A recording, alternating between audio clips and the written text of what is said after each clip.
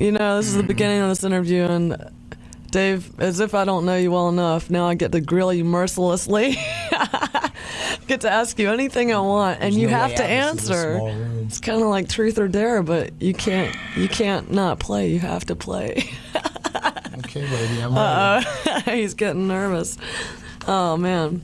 Well, first of all, I just wanted to start out with both our bands. It's like Monster Magnet and White Zombie are so similar in so many ways, but we're so different. Yeah. It's like our music and even the whole outcome of, what we're about is so different, but we have the influences are all there the same, just the horror, the trash culture, sci-fi movies, TV, sex, seems to everything. Me there's some sort of generational warp somewhere along the line that we came from, no matter where we grew up across the United States, that is feeding us with a lot of stuff besides music, and that's images and just general cool stuff, movies, images, comic books, an aesthetic of bad cool. Yeah, definitely. And we were probably both sucking that stuff up when we were little kids, and we didn't even know, yeah, it was going to come out this way. Yeah, I think so. We're all from the same generation here, so it's kind of funny though. I still, just trying to get the differences between our bands is just so funny. I think out of all those categories, I think White Zombie leans a little more to the horror, mass murder, and TV side, and perhaps Monster Magnet leans a little further towards the sci-fi and sex side or something. Yeah, is that possible? Yeah, because as much as I like horror stuff when I was a kid, it wasn't my fave. My fave was always probably the biker and psychedelic stuff. Yeah. And outer space stuff really fascinated me a lot too. So that's probably why we lean towards that more. Yeah. Okay. Plus, I did a lot of mushrooms when I was a kid. I was just getting to that. Oops. When did all that start in your childhood, the mind-altering experience? Way too early. Tell us, Dave. Well, the first time I walked in, I was 8th grade, and I walked into a gym class, which I never played gym because I was way too lazy. And I think that's part of being in a band too. You get out of gym class. Gym. I don't. Yeah. I just get those notes from home too. I sat there and I listened to some kid playing Black Sabbath Master of Reality on a cheap tape player. Yeah. And it totally freaked me out. And I went up to that kid and said, "What is this music? What is this? I never heard anything like it before." I was in 8th grade. He goes, "Black Sabbath, man." Yeah. And along with this guy with the Black Sabbath man came marijuana. So within 2 months of that summer, after that school thing, I was smoking pot and listening to Black Sabbath records, and I was had found religion. Your life had changed. Oh yeah. All right. Now, is that when you first started becoming a social outcast at school, or was there such a large stoner crew that you were never a social outcast? I was pretty much a ghost in school. I had 3 categories I was going to ask you if you were a geek, a freak, or a stoner, but you were a ghost. I was a ghost. Wow. And I guess I was a stoner ghost if that was possible, but I didn't really hang with too many people.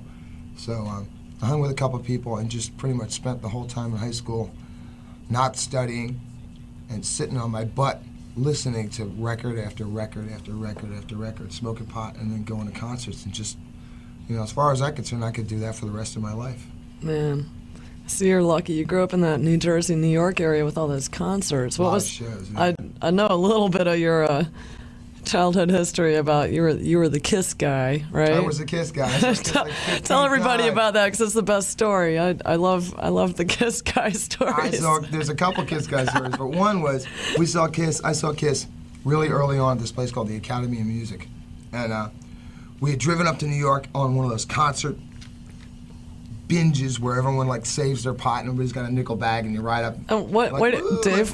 What age is this? I was about 13. Okay. 13. And we went up to see somebody like Blue Oyster Cult. And opening for them was this band called Kiss, that we didn't know who they were. And the curtains opened and Kiss came out and totally blew us away.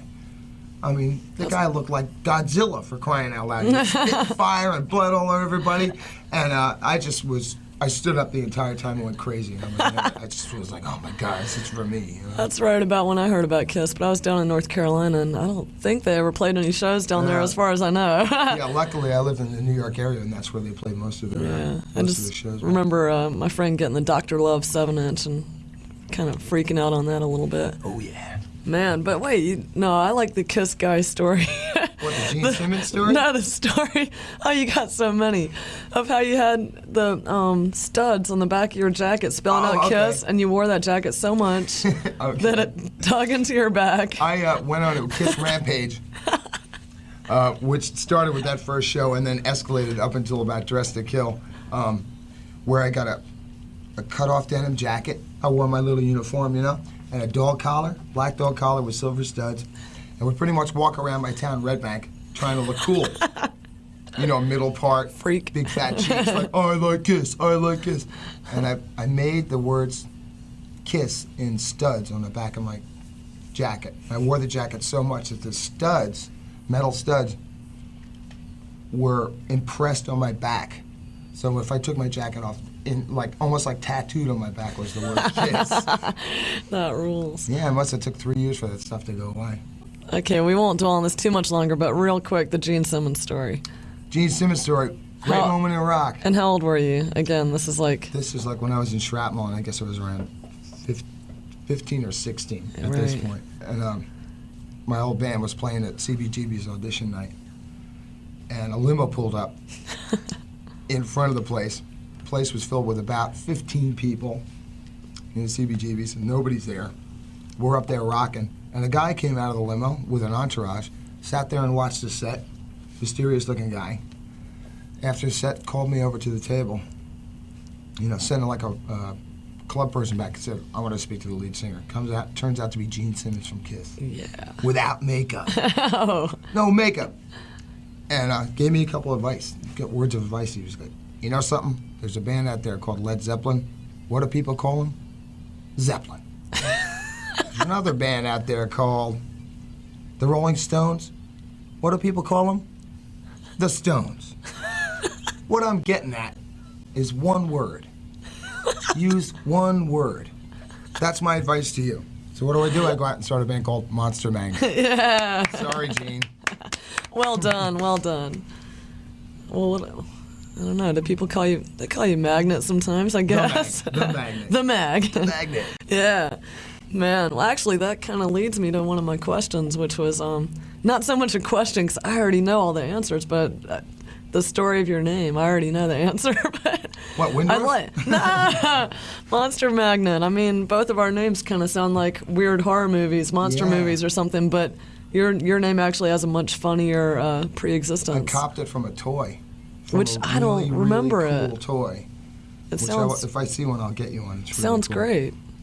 It was made by Whammo, the coolest toy company ever. Oh, yeah. They're responsible for super stuff and super bubbles and hula hoops and stuff. And it was a magnet, just two magnets on the end of two fists of a red plastic devil-looking guy. And it looked like a giant horseshoe with a devil head at the top. You could put your hand through his mouth, and his arms went down. And there were magnets on the end of his fist, and it just looked like the coolest thing in the world. Of course, it did nothing, and all you could pick up a toy truck with it or something. But it just looked evil. It's actually called Monster Magnet. It's called Monster Magnet. How do you entertain yourself while you're on the road? Masturbation. Good answer. Okay. When did you guys start exactly? Did we start about the same time? I think we have a couple years on you. Yeah, I think you got a couple years on us. And we didn't start like officially. I mean, we started officially just because we had a record out, but there wasn't a real band together. So Monster Magnet went along for about 3 years without actually having a lineup. It was just me working on a tape machine with assorted special guest stars. And we finally did put the lineup together to actually start like rocking. That was about four and a half years ago. What was the first song you ever wrote? Do you remember it? Wow. Like an entire song, you know? I wrote a song before I was in any band called I Hate the Out of You. What a punk. And I recorded on 2 boomboxes. I hate the Recorded on 2 boomboxes. One, I did the guitar with my voice going, and it was like, I hate the out of you. Yeah. And I was like, look, I wrote a song. And Wow. nobody liked it. That was the first song. Hand it around to the family. Look, everybody. Right. And then later in travel, I started writing some songs.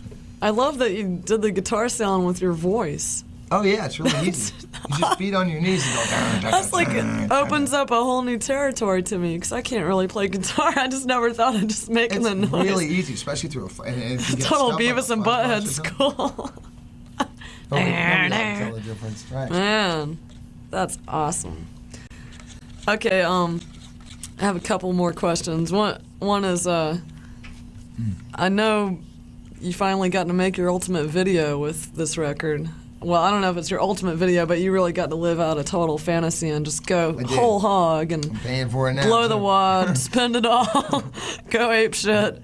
I mean, that video rules so hard. Thanks. It should have been on 24/7. I was so blown away when I saw it. I was like, this is the video Monster Thanks. Magnet should always have. I know you were happy with it. Yeah, that's exactly what I wanted Finally, to make happen. And right. that's what Yeah. I had in my mind when I thought of like what I want to do for a video this time around. And thanks to very gracious people, crazy people, they actually let me get away with it. Do we- And, I think it came out looking pretty damn cool. Oh So, man, I mean, yeah, it's everything that it should be. I think. I'm a big fan of being stoned in outer space. So if I get to actually come close to that, I can't afford the space shuttle, but I can afford to make this video.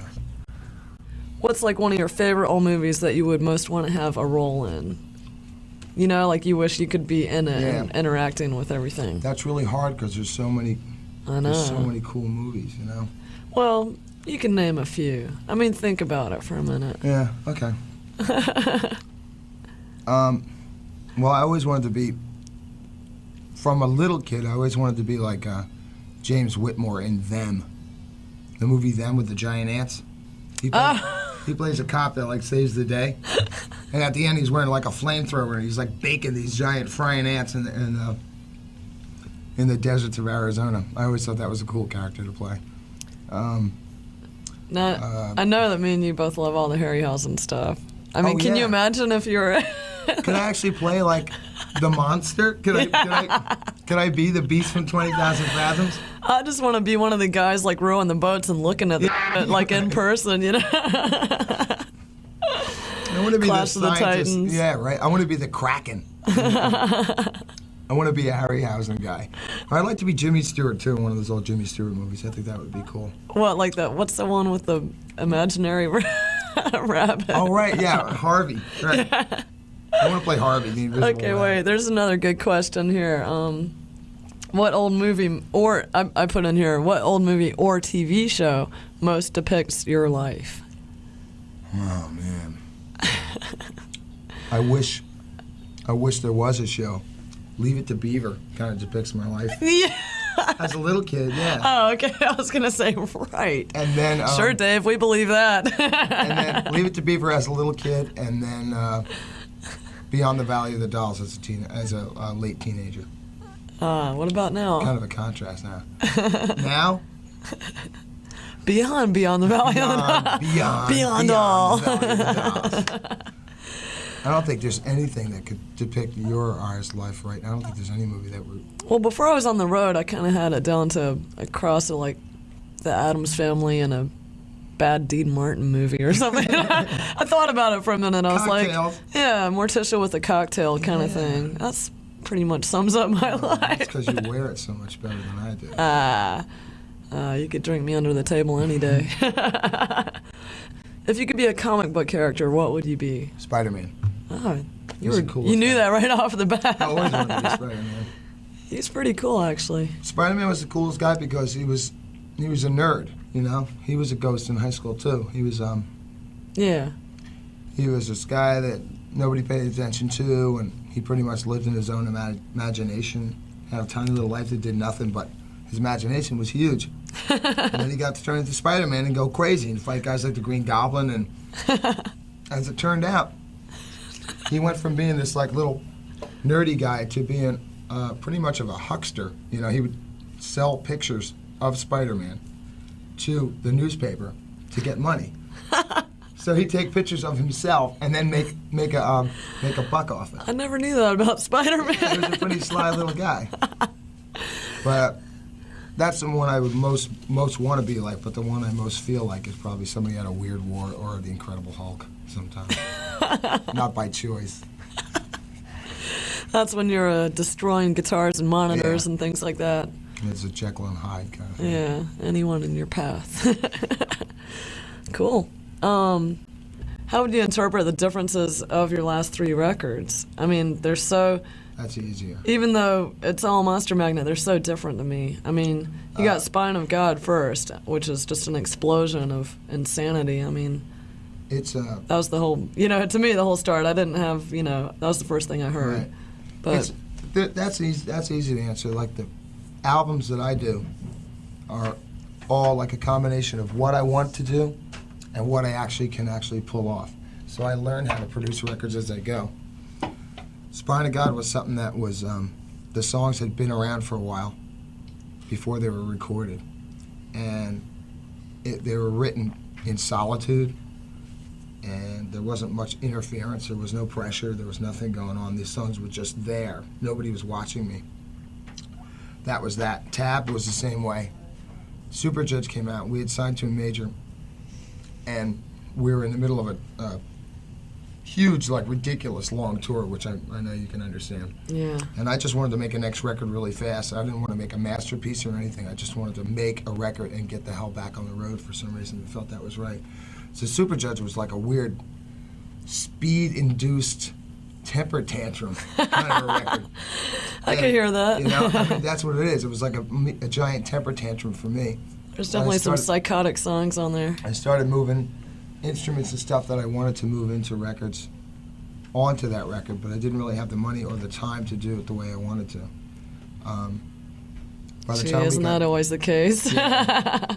By the time we got the Dopes, I had toured so much and had been so completely blown out from life craziness and tour craziness that I just wanted to hear something that was a little bit prettier. So I just sat down and wrote a song a day and said, all right, this whatever I write every day is going to be on this record, because then I'll make it as honest as possible, no matter what happens. And then wrote a song a day, went into a studio and took probably twice the amount of time as we did on our other records, and then it came out like that, and the way it is now, which is probably like a little bit fuller, a little bit tamer in some ways, but more experimental in a lot of ways. Probably the next record I imagine will be a lot meaner, because it'll be reaction to this. I mean, I like contrast. Yeah. I like to be soft and I like to be hard. Yeah, I mean, I think this is your best record. Thanks. Okay, now we get to move into the fun part of the interview. What's your favorite movie on hallucinogenics? Ooh. You must have one. I do. Or a few. I do, but they're not the ones you'd expect. One Go of my on. favorite tripping movie was Sergeant York, starring Gary Cooper. Huh? Which is Sergeant York starring Gary Cooper, because it was a movie about this guy that was a conscientious objector in World War I and went and had to fight the Germans. He found religion. And the movie's so simple in that 1940s kind of way. Of course, it's like 3.5 hours long, so that's the duration of your peak of your trip. That by the end of it, me and my friend were convinced that we had seen God also. And we're like, this is the most beautiful tripping movie I've ever. It was horrible. But besides that, there's great psychotic movies like 2001 was always a good one. It's a good tripping movie, especially that last scene. And all the biker movies. Okay, let's move on. Favorite record on hallucinogenics? Favorite record? Probably it was Hawkwind, Space Ritual, which is a 3-album set. It's about 3 hours worth of like primal space sludge with Lemmy playing bass on it. Guaranteed to drive the most sane man like right over the edge. That and weird spoken word records from the 50s, like Del Close records and stuff, which is nuts. Les Paul and Mary Ford. Oh God, that stuff is psychotic. It's psychotic. You listen to a new trip and you'll jump out a window. And any number of like just cheesy psych bands from the late '60s. It drives me crazy. Good answer. Good answer. All right, we're gonna move on here, but kind of still in the same area. I don't know. I thought you might be able to come up with a good answer to this. What kind of drug do you wish somebody would invent? The effects. A drug that would calm you enough to be able to accept all the input that comes in nowadays. I mean, I think the 1990s is an age of like total sensory input, and intelligent people want all that input. They want to have all that information, but their brain, our poor little monkey brains, can't seem to accept it all without getting totally stressed out. Right. Going like, wait, I want to remember that. You don't want to forget anything. You want to remember everything, but our poor little monkey brains can't handle it all without freaking out. So if there was a drug that allowed us to accept all that information without killing our sex drive, because I think that's what Prozac is supposed to do, but it kills your sex drive, and we don't need that kind of Definitely not. yeah, that'd be the drug. And it wouldn't be spaced out, it wouldn't be tripping at all. It would just allow us to use our brains and accept all the information and make our own decisions. Cool. Healthy and strong. Psychotic if we choose, Cool. All right. What's the most criminal thing you've ever done, or can you say? Personally or professionally? You're not involved with organized crime, are you? No. Well, when I was a kid, I broke into a store once. And, What kind of store? Candy store. Candy store. And I stole big boxes of Hershey chocolate bars, like big old boxes. We ate them and got sick. We paid for our sins. What age was that, Dave? About 15, I think. Sold illegal drugs. Yeah. Right. You're getting a good tally going here. Keep going. There was that stint in the prostitution ring for a while, but I don't want to talk about that. Oh yeah, I heard about that. That was last tour, right? And a couple of stick-ups. Nothing big, and you grow out of that stuff. Weirdest place you've ever woken up? Well, I was trying to think of that one. I actually do not have a good answer. the weirdest place I ever woken up was on a fruit stand on St. Mark's Place, outside. Yes, Dave? How did that happen? Tell us all. Bum, like a homeless person. In the gutter. I got so wasted that I had to sleep on a fruit stand. Damn. On St. Mark's Place, and I was woken up by the guy who owned the fruit stand, you get off! Get off of my fruit stand! You wastoid. And I also woke up. I also slept in the snow in Buffalo, New York, to see a Sweet concert one time. I slept in the snow, and I woke up there. But at least I knew where I was. And the third strangest place I woke up was in an industrial complex, one of those industrial wasteland things with the big smokestacks, and it just looks like nothing but just toxic chemical factories. A couple of my friends were wise guys and took me when I was inebriated and dropped me off there. And left me. So when I woke up, I thought I was on Planet Chemical. It was horrible. It was just a nightmare. This is like one of those bitchy kind of questions I hate when people ask me, so feel free to not answer this. But I have this question here. Musician's music you would use for Chinese water torture. That's like one of those. That's just easy. somebody you totally hate. That's easy. The record that I would torture people with for the rest of my life would be Rick Wakeman's Journey to the Center of the Earth. A 3-album set of the guy that used to play for Yes, interpreting Jules Verne's science fiction tale. Wow. One of the worst records I have ever heard in my life. Guaranteed to drive everyone in a 50-mile radius off a cliff. And some select Billy Joel song, I think, too, would drive people. How about Uptown Girl, bro? I know Okay. people murder their whole families over this. What's the most decadent situation that you've ever been in? I truly can't say because I'd be way too embarrassed. Is there one that you can talk about? A lot more modest than people would imagine. Wow. Well, we know there's some good stories there, but well, is there one that you can talk about that's not as embarrassing as? Not in front of you, I can't. God. Maybe in front of Never like. look at me the same way again. It's okay, Dave. Next question, please. Have you ever hidden in the bushes? Yes, I have. Why? Yes, for several reasons. Name your top 5 reasons for hiding in the bushes.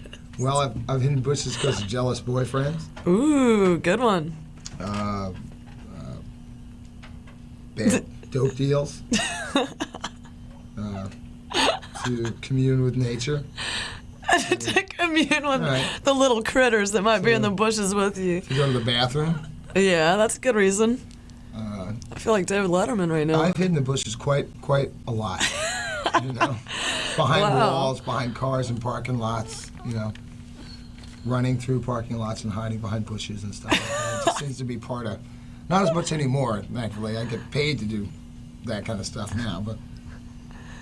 What was Yeah. what was the scariest time that you were hiding from someone or something? Well, that's funny because I was just talking about this. The scariest time was when I was going out with a girl who had a lot to offer.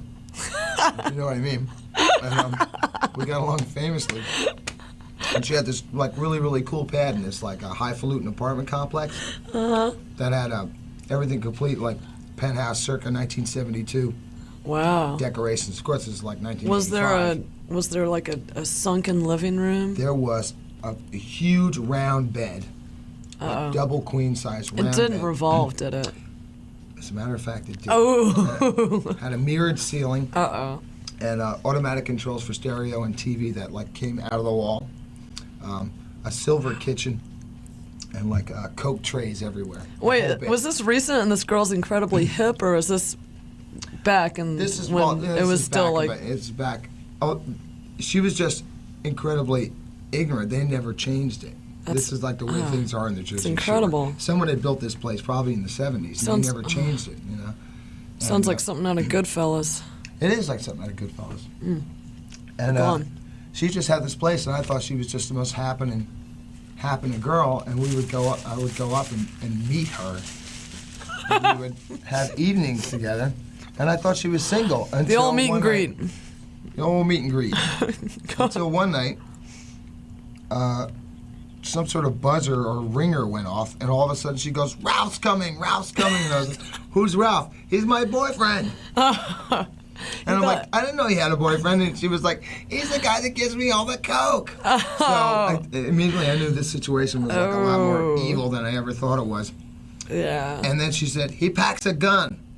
So I ran out like a crazy nut down the hallway, down a stairwell, and hid in the bushes outside because when I got out in the front door, up the pathway comes Ralph, looking like he was packing a gun. Mad, screaming, seemingly knowing what's going on, like, "Where is he? Where is that son of a bitch?" So I immediately hid in the bushes for about 3 hours while the girl screamed out of the window, "Ralph, you son of a bitch!" And he's like, "Where is that son of a bitch? Where is he?" And I'm Were hiding there like in... lamps being smashed and things? He was just prowling the area, you know, God. packing a gun, looking for the person that was like being the backdoor man with his, with his coke biddy. So, God. is that bad That's enough pretty for scary. Yeah, that was. you? It was really scary. I had Yeah. to leave town for like 2 years after that one. Man, that's out of control. What I want to know is like, what would be the ultimate stage show for Monster Magnet? Like if money was not a, Right, money not an object. Yeah, not an object. You could just go whole hog like you did with the video.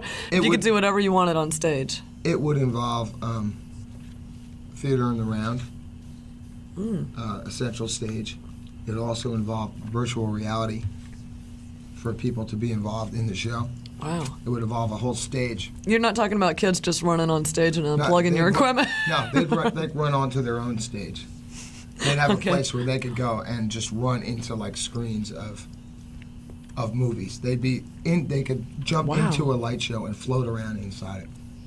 They'd Cool. have, like, virtual reality helmets and stuff. You could wander around and just go nuts. And the band would be set up in a circular stage, and people would just gather around it, and there'd be enough stuff coming from every angle. Wow. I hope Michael Jackson doesn't get a hold of this interview. He'll probably rip you off. He's the only guy with the money to do it, right? I think Michael Jackson always hires Hollywood guys to do his sets, too. So it sounds kind of like a Hollywood thing to do. Yeah, that's pretty cool. Yeah, Definitely just nothing. Like basically to fry people's brains out. You know what I mean? Cool. Which of the 10 Commandments deserves to be smashed, and which do you hold sacred? I don't even know what they are. British question. Let's. I don't know anything about religion. Let's start off by saying I can't remember the goddamn. See, I don't know. I don't know what they are. I don't remember the time. I don't hold any religion sacred enough to even know what they are. You don't kill little animals. Screw that. Don't kill no animals. Yeah. Those are my rules, right? Don't kill animals. Unless it's a really important satanic sacrifice, but right. Not unless not unless the animal really wants it. Okay. If the animal complies. Yeah. Some possums I've seen on the road, they really want it too. Those suicidal possums. Well, yeah, when they're begging for it. They're just staring you down sometimes. Ugly little bastards. They're flattening them. And don't be a jerk off. Basically. I don't know. That's a real question. Don't covet anything that doesn't want to be coveted. No, but I mean, seriously, folks, just be nice to little kids. Be nice to animals. Everyone else. Yeah. All right. I think that was it. We love you.